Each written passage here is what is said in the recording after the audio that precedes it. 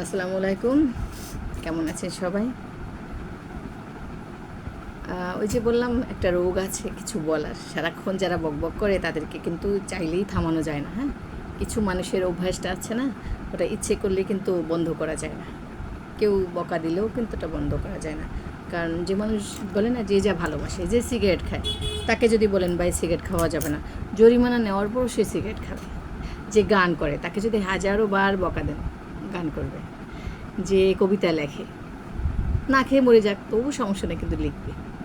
তো এরকম আমাদের সমাজে এমন কিছু মানুষ আছে যারা সবসময় নিজের পছন্দটাকে বেশি প্রায়োরিটি দেয় আর ওইটাকে নিয়ে থাকতে ভালোবাসে। যেমন আমি বকবক করতে ভালোবাসি, ঠিক আছে?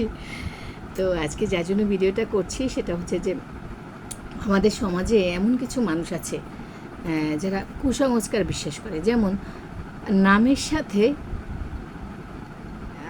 ধর্মের একটা মিল থাকে যাদের, তারা বিশ্বাস করে ওই নামে নামে ভেস্তে যাবে। যেমন আমাদের মুসলমানদের দিল 12টা বাজে।